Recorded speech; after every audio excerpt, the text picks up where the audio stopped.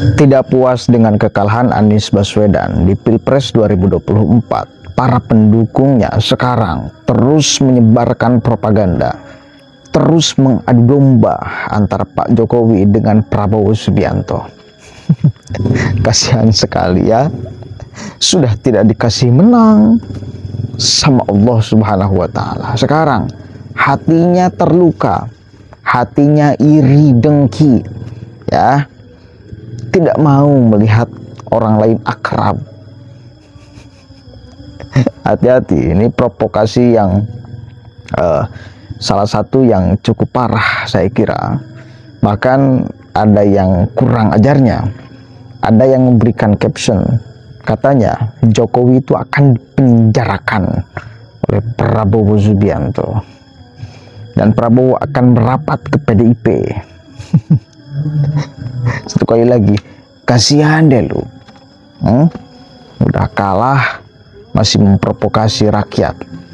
Yang ada kalian itu hanya akan jadi bahan lawakan, tahu? Coba kita cek nih. Yang ada di benak Prabowo, oh gini ya lu dulu nyurangin gue. Prabowo lebih memilih bersatu atau merapat dengan PDIP atau Bu Mega ya, karena secara sejarah memang hubungan Prabowo dan Megawati ini sudah chemistry-nya terbangun sudah cukup lama ya, bahkan tidak bisa dihilangkan jasa Taufik Kemas ini almarhum ya, atas kepulangan Prabowo ke tanah air. Kita tahu ketika terjadi kerusuhan Mei tahun 98, Prabowo ini mengungsi atau mengamankan diri ke Yordania karena Raja Yordan adalah sahabatnya ketika sekolah di Inggris ya, di sana. Dan kemudian Taufik Kemas adalah sosok yang paling berperan ya, yang berjuang untuk kepulangnya kembali Prabowo ke tanah air dan berkiprah kembali di ranah politik ya, sehingga memang ini hubungannya sudah tidak bisa dihapus begitu saja ya dengan PDIP atau Megawati. Sehingga ketika tersiar kabar itu menurut saya sangat mungkin ya bahwa Prabowo justru akan memilih merapat dengan PDIP. Dan kabarnya lagi nih ya bahwa PDIP mau merapat dengan Prabowo dengan syarat Gibran tidak menjadi peran. Astagfirullahaladzim. Di bagian belakangnya ini yang bikin ngakak teman-temannya, karena di situ ada fotonya wakil presiden terpilih ya, dengan menggunakan songkok miring. Astagfirullah.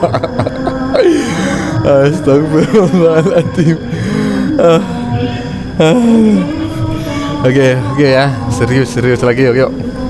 Ya teman-teman ya, ini barusan kita dengar bareng-bareng Rahma Sarita berstatement ya, membuat pernyataan bahwa sepertinya Pak Prabowo ini akan merapat ke partai tadi itu ya, yang menyebutkan bahwa orang-orang itu tadi menyebut nama Taufik Kemas ya, almarhum adalah orang yang berjasa kepada Prabowo atas terkait kepulangannya dari Yordania, karena memang saat itu Prabowo mengungsi ke sana, dan itu semua sudah kita tahu bersama. Dan Ibu Megawati juga pernah mengatakan bahwa dialah yang berinisiatif memulangkan Prabowo dari Yordania ke Indonesia. Nah, cuma sepertinya kalau saya melihat ada sebuah semacam kayak sudah mulai ada propaganda gitu. Ini sih dugaan saya. Sekali lagi saya menduga, saya tidak menuduh ya. Semacam mulai ada propaganda untuk membuat Jokowi dan Prabowo ini renggang ya, dengan mengembuskan isu bahwa Prabowo akan merapat ke PDI ya. Saya sebutkan partai PDI karena menganggap bahwa ketua umum partai PDI, kemudian juga suaminya ya yang sudah almarhum itu adalah orang yang sangat berjasa bagi Prabowo. Dengan kata lain, semacam ada isu yang ingin diembuskan bahwa dalam waktu tidak lama lagi Jokowi akan ditinggalkan oleh Prabowo. Ya, itu sih aroma yang saya cium dari statement-statement orang-orang yang kayak tadi itu gitu loh.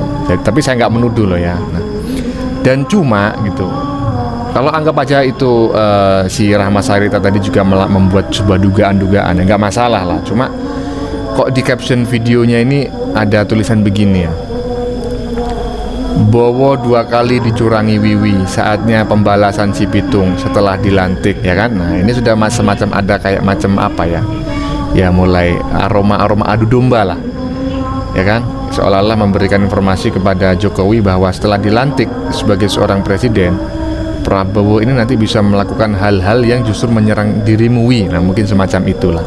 Nah kemudian di bagian bawah, pertama dalam sejarah Indonesia ada presiden akan dipenjarakan. Nah ini yang paling provokatif nih. Ini kan seolah-olah ya memberikan informasi ya, dan kita semua tahu bahwa ini adalah hoax ya, tidak benar ya, bahwa Prabowo itu nanti akan memenjarakan Jokowi. Begitu dilantik maka Jokowi ini justru akan dipenjarakan. Nah ini loh, praktik-praktik semacam ini loh yang seharusnya itu dihindari. Dan saya juga yakin ya, walaupun saya tidak suka dengan si pembuat konten tadi ini, materi kontennya si perempuan itu, tetapi saya yakin tulisan-tulisan ini bukan dibuat oleh si Mbak Rahma Sarita, bukan ya. Oke. Kasihan gak sih orang-orang seperti si Rahma Sarita ini? Kasihan banget ya. Sekarang malah berharap yang enggak-enggak. Berharap Pak Jokowi dengan Pak Prabowo ribut pecah kongsi. Kasihan banget, mentalnya pada kena tuh mereka. Gak jauh beda dengan narasi-narasi yang selalu disampaikan oleh si Refly Harun tuh.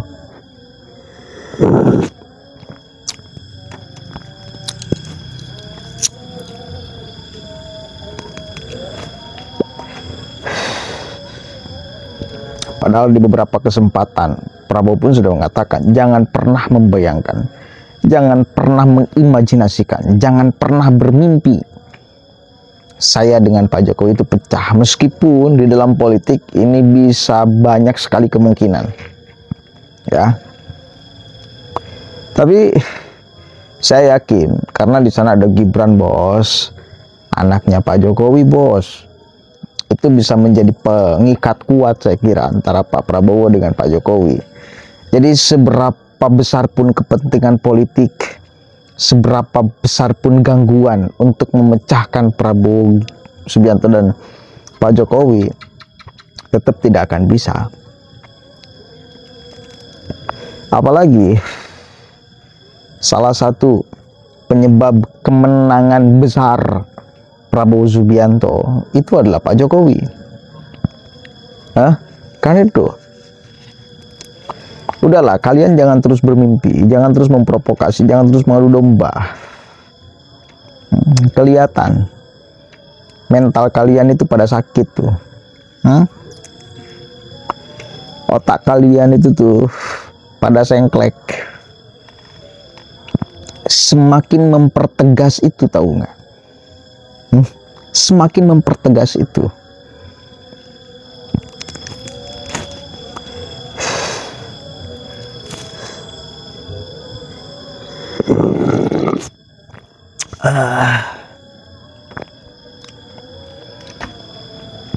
Framing macam-macam, dan ini akan berlanjut sampai hari-hari ke depan. Meskipun narasinya sudah jelas nggak laku, narasi mereka itu kan hanya jadi bahan lawakan.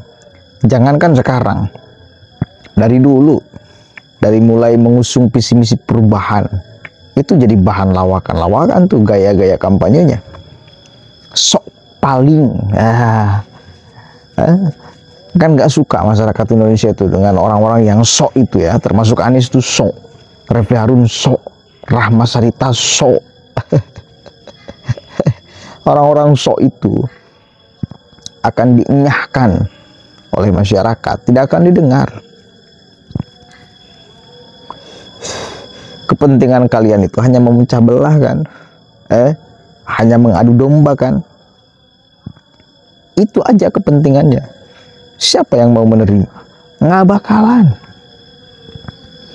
Hanya yang kelompok fanatik Anies aja yang masih mungkin berpotensi menerima. Itu pun satu kali lagi yang fanatiknya. Yang nggak fanatiknya juga banyak. Apalagi Nasdem udah bergabung, PKB udah bergabung. Wes lah. Anies yang jelas ditinggal sendirian. Yang jelas itu ya bukan mereka yang pecah, bukan kubu Prabowo dan Jokowi yang pecah. Yang jelas koalisi Anies itu yang sudah pecah. Jangan membayangkan pecahnya orang lain. Anda yang jelas-jelas sudah pecah itu. Wes lah. Mudah-mudahan ada manfaatnya. Assalamualaikum warahmatullahi wabarakatuh.